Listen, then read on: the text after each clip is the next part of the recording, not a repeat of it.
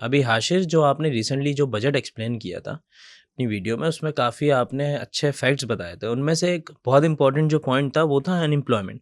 तो वो I think आपकी जो प्रिडिक्शन है वो सही रही है। प्रेडिक्शन कैसी, ये तो बहुत एक नॉर्मल सा और एक सर्टेन एनालिसिस था कि पाकिस्तान के अंदर अनएम्प्लॉयमेंट रेट तो बढ़ेगा ही। अभी करंटली पाकिस्तान का अनएम्प्लॉयमेंट रेट 6.3% पर है। हुँ, अनएम्प्लॉयमेंट रेट होता क्यों है?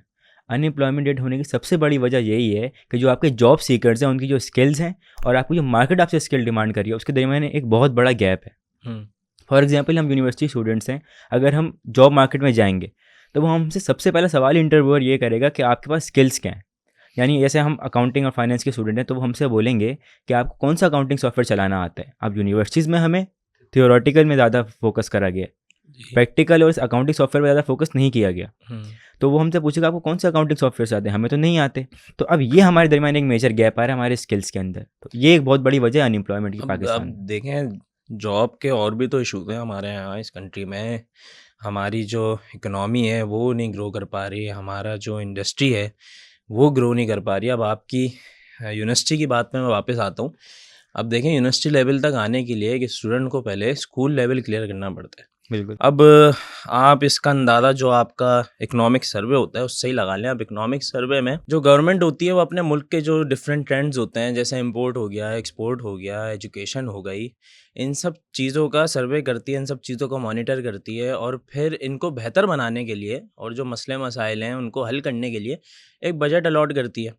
अब जो हमारा एजुकेशन सिस्टम है उसके लिए जो गवर्नमेंट बजट अलॉट करती है वो मुझे रिफ्लेक्ट होता हुआ नज़र नहीं आता। वो कैसे?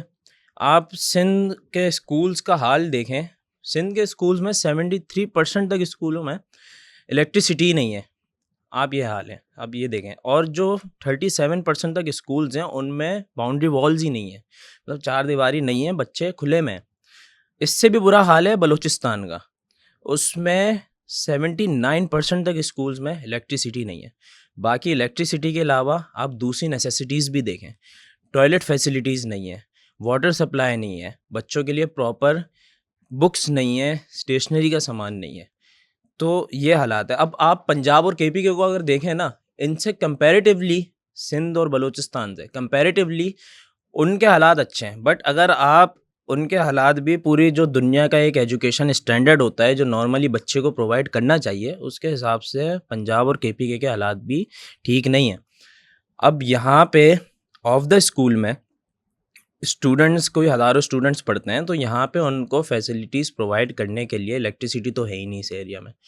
उनके लिए सोलर एनर्जी इंस्टॉल की गई, उनके लिए जनरेटर के एक्सपेंसेस अलग होते हैं, बाकी सारी चीज़ों के एक्सपेंसेस अलग होते हैं जो कि खुद प्राइवेटली बेयर किए जाते हैं। अब वो मसला तो अलग है कि बच्चा स्कूल में आएगा, चले हमने तो उनको कर दी इलेक्ट्रिसिटी प्रोवाइड, बट इस एरिया में जो मोर देन 20 आवर्स की लोड शेडिंग है, उससे भी क्या होता है कि स्टूडेंट्स जो यहाँ पे आते हैं वो अपने घरों पे जाके पढ़ नहीं पाते। वो घरों पे बिल्कुल ही गर्मी, कितनी तेज़ गर्मी हो रही है, इस गर्मी के अंदर वो ना पढ़ पाते हैं ना कुछ कर पाते हैं। फिर जब वो यहाँ पे आते हैं स्कूल में पढ़ने के लिए, तो वो अ, बिल्कुल ही थके हुए होते हैं, उनसे यहाँ पे भी पढ़ा नहीं जाता।